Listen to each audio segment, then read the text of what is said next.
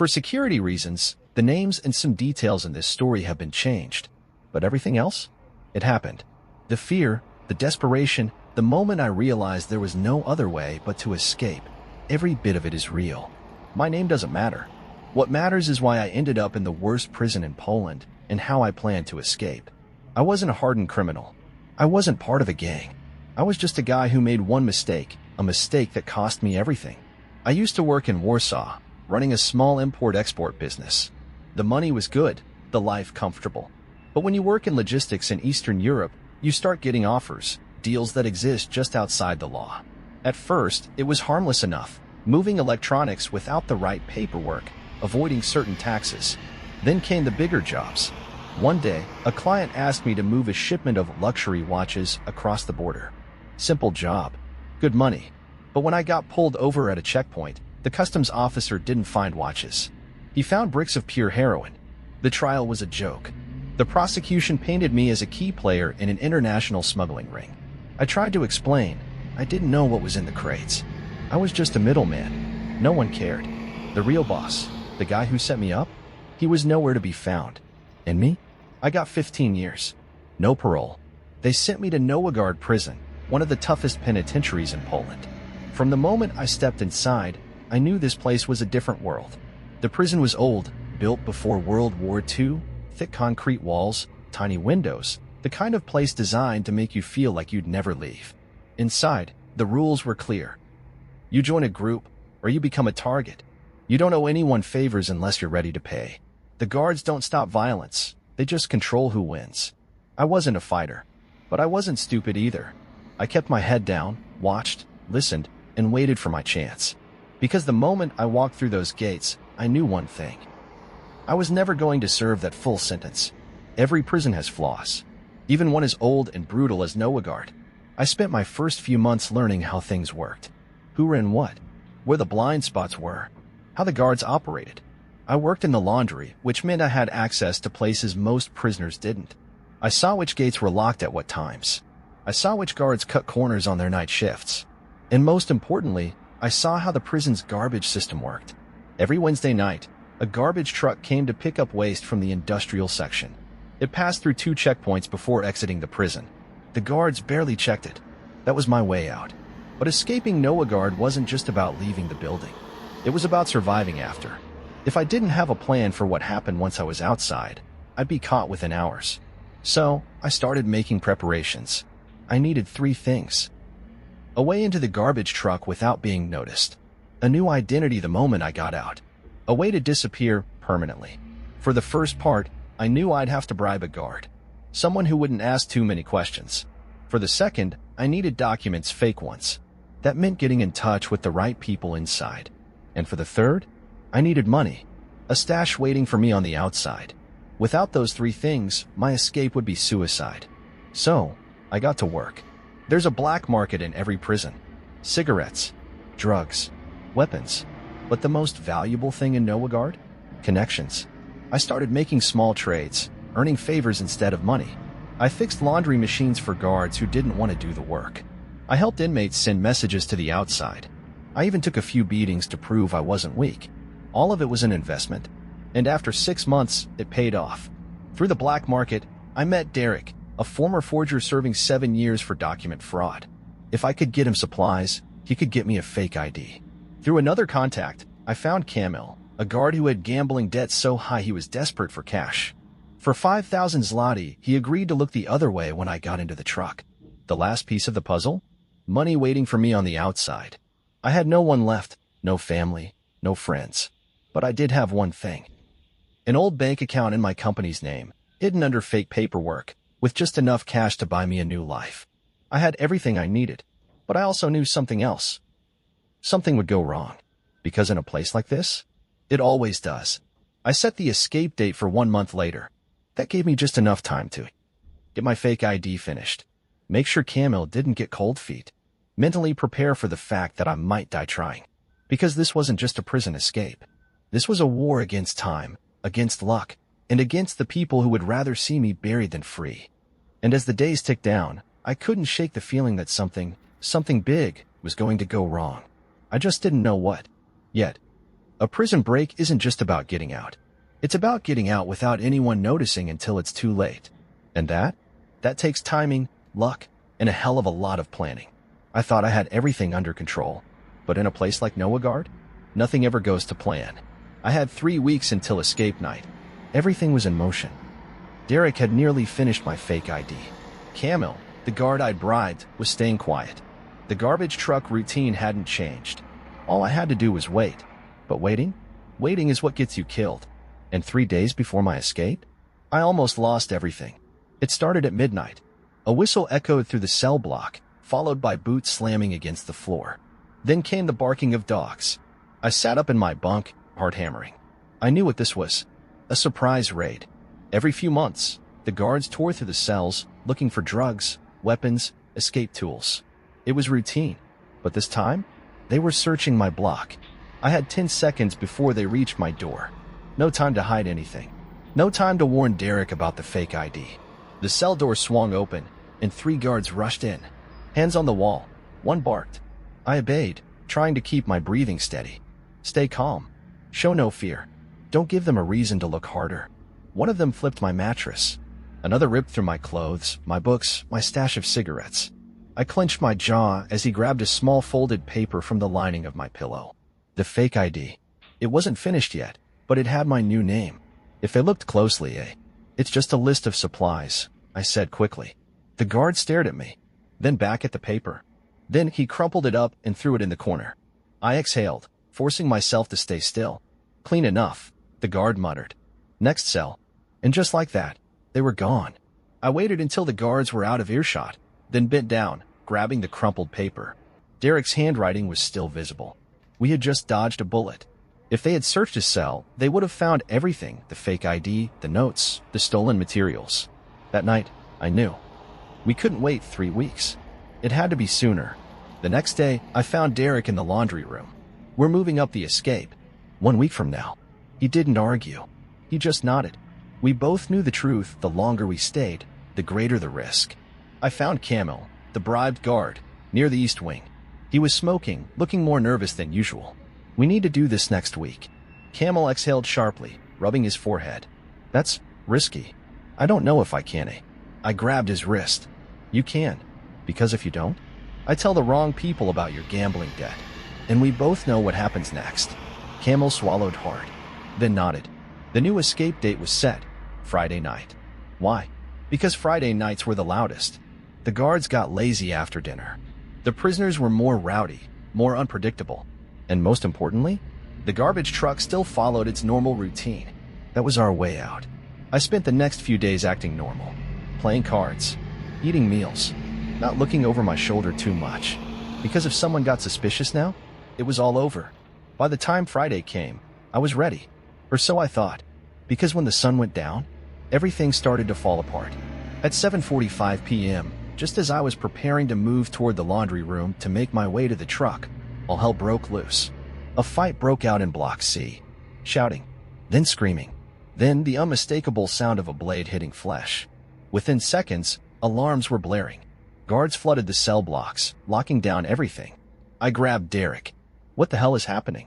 He shook his head, eyes wide. I don't know. This wasn't planned. I turned to Camille, who was standing near the back gate, frozen in place. He shook his head quickly. This wasn't supposed to happen tonight. No one planned this, which meant we weren't in control anymore. The escape wasn't just risky now. It was suicidal. But there was no choice. Because as the lockdown sirens echoed through the prison, I saw the first riot police entering the yard. And I knew. We either escape tonight, or we never escape at all. There's a moment in every prison break where you realize you're past the point of no return. For me, that moment was now. The riot had thrown everything into chaos. Guards were locking down doors. Inmates were fighting, stabbing, setting fires. And the garbage truck, the only way out, was still sitting by the industrial yard, just minutes from leaving. I had 2 choices. Abort the escape, stay inside, and hope the riot ended before I got killed. Push forward, into the chaos, into the unknown, and take my shot at freedom. I turned to Derek. We go now. And we ran. The prison was falling apart. Inmates were using broken chairs and food trays as weapons. Smoke from a fire in the kitchen was already creeping through the halls. Guards were shouting orders, trying to get control, but it was too late. I kept my head down, pushing forward through the mob, dodging fights. Derek was right behind me, breathing hard, his eyes darting everywhere. Then, gunshots. Boom, boom, boom. The riot police had entered the main yard. Tear gas, rubber bullets, clubs smashing against flesh. We had minutes, maybe less, before they got to our side of the prison. The garbage truck was waiting behind the industrial gates. We were so close. Then everything went to hell. As we reached the laundry room, I saw him. Camel, the corrupt guard who was supposed to open the back gate for us. Only now, he wasn't alone. Another guard was shouting at him, waving his baton. Camel looked terrified, sweat pouring down his face. "What's going on?" Derek whispered. I clenched my jaw. Camel had been caught, and if he ratted us out, we were dead. There was no way to get through that gate now. We had to find another way. The garbage truck was still there, engine running, exhaust puffing in the cold night air. But without Camel, we couldn't just walk through the industrial gate like we planned. We had to go over it. Derek and I sprinted toward a stack of wooden crates near the fence. Footsteps behind us. Shouts. Someone had seen us. I jumped first, grabbing the edge of the barbed wire-topped gate. Pain shot through my palms as the metal tore into my skin. I gritted my teeth and swung my legs over. Derek climbed up after me, slower, struggling. Then, a whistle blew. A guard had spotted us. I reached down, grabbing Derek's arm, yanking him over the fence just as the guard raised his baton to swing. We hit the ground hard on the other side. The garbage truck was moving now, heading for the last checkpoint before exiting the prison. If we missed it, we'd never get another chance. We ran. Fast. Hard. Like animals running for our lives. The last checkpoint was ahead, just a metal gate that the truck had to stop at for a final ID check. The driver rolled down his window, handing over his paperwork to the guard. For 10 agonizing seconds, we waited, hidden behind the truck's rear wheels. Then, the guard waved him through. The gate slid open. Derek and I grabbed onto the undercarriage, pressing our bodies against the dirty metal frame as the truck lurched forward. We were out, but we weren't safe yet. We held on for dear life as the truck rumbled past the outer walls, heading down the road away from the prison. I glanced back. The searchlights were sweeping the perimeter. Had they noticed we were missing yet? Then, sirens. And I knew. They knew. The escape had been discovered. And now, they were coming. We had maybe 2 minutes before the roadblock ahead was sealed. I turned to Derek. We need to get off this truck. Now, jumping into the unknown. The road was lined with thick forest, stretching for miles. We couldn't go through a checkpoint. They'd stop the truck, and we'd be caught instantly. Our only choice. Jump. The truck hit a bend, slowing just slightly. Now, I shouted. We let go, hit the ground hard, rolling into the wet grass, our bodies slamming against the dirt. Pain shot through my shoulder, but I bit it down. We had to keep moving. Derek groaned, pushing himself up, blood dripping from his arm. I grabbed him. No time. Let's go. Behind us. More sirens. The manhunt had begun, and if we didn't disappear fast, they'd be dragging our bodies back to Noahgard by sunrise. We sprinted toward the forest, lungs burning. The trees were thick, the ground muddy, but it didn't matter. Every step took us further from the walls that had trapped us for so long. Derek stumbled. I pulled him forward. We ran deeper into the darkness. We had escaped the prison, but escaping Poland? That was a different battle, and it was just beginning. Escaping the prison was just the first step. No? Now we had to outrun the entire country. The forest swallowed us whole, branches clawing at our skin, mud sucking at our boots. We didn't stop running for at least an hour. Only when the sirens faded into the distance did we collapse against a tree, gasping for breath. Derek's arm was still bleeding, his face pale from the blood loss. But we had no time to rest, because the manhunt had already begun. We could hear them in the distance, barking dogs, the low hum of drones overhead. The Polish police weren't wasting time. They wanted us caught before sunrise, before we had a chance to reach the border. Derek wiped sweat from his face. We need to keep moving. I nodded, because if they found us now, they wouldn't take us back to prison. They'd put us in the ground.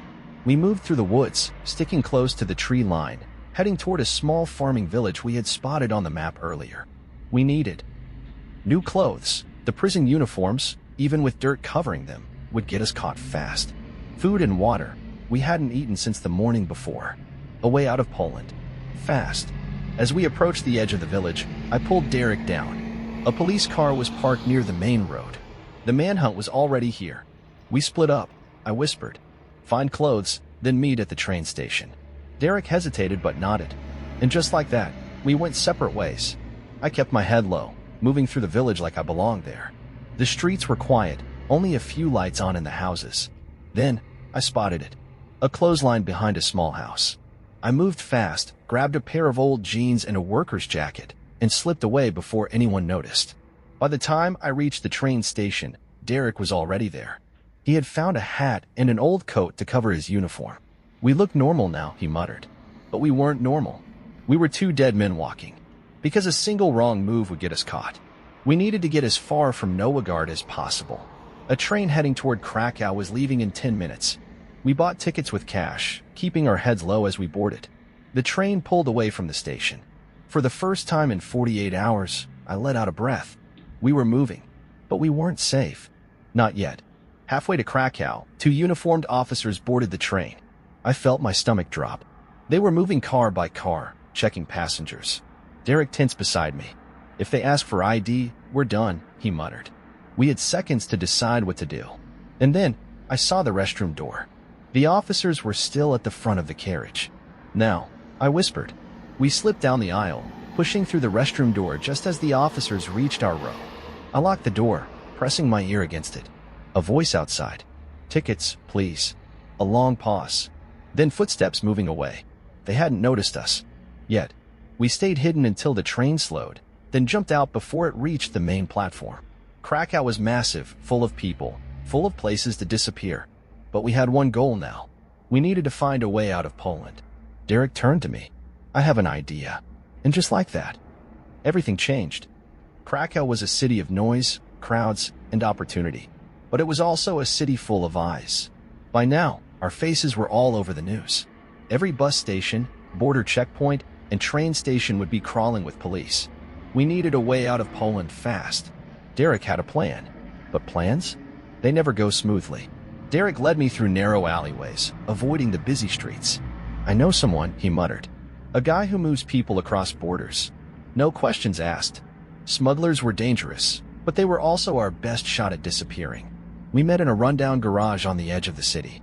The man, Merrick, was in his late 40s, built like a boxer, and didn't waste time with pleasantries. You have money? He asked, lighting a cigarette. I nodded, pulling out the cash I had hidden in my shoe. Merrick glanced at it, then shrugged. All right, you leave tonight. It was too easy, too smooth. And that's when I felt it, that creeping sensation that something was about to go wrong. Merrick led us to an old delivery van, told us to get in the back. Stay quiet, he muttered. We'll be in Slovakia by morning. The doors slammed shut. The engine rumbled to life. Derek exhaled. We did it. But I couldn't shake the feeling in my gut. Something wasn't right. Then, the van stopped. Not at a border. Not in another country. But back in the city. The doors flew open. And standing outside? 3 armed men. Not cops. Not border patrol. Something worse. Merrick had sold us out. These men weren't with the police. They were freelancers, mercenaries who worked for money. And right now, we were worth a fortune. One of them grinned. Big reward on you too. Dead or alive. I glanced at Derek. He knew what I was thinking. We had one shot. 1 second to act before they put bullets in our heads.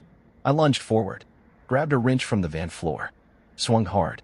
It connected. The first man stumbled back, cursing. Derek was on the second guy, driving a knee into his ribs. The third one reached for his gun. I didn't think. I just moved, slamming the van door into his head. He collapsed. Derek grabbed his gun. Now, we were the ones in control. We didn't wait. We jumped in the van, threw Merrick onto the pavement, and hit the gas. The city lights blurred as we sped toward the border, adrenaline pumping through our veins. Slovakia was less than 100 kilometers away.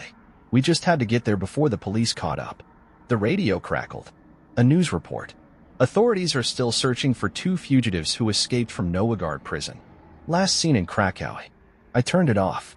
We weren't going back. Ever. By sunrise, we crossed into Slovakia, driving through the mountains, leaving Poland behind forever. No sirens. No roadblocks. Just quiet. I looked at Derek. He looked at me. Neither of us spoke, because we knew the truth. We were free, but we would never be safe. Not as long as they were looking for us. Not as long as our names were still out there. We had disappeared. Now, we had to stay ghosts. Forever.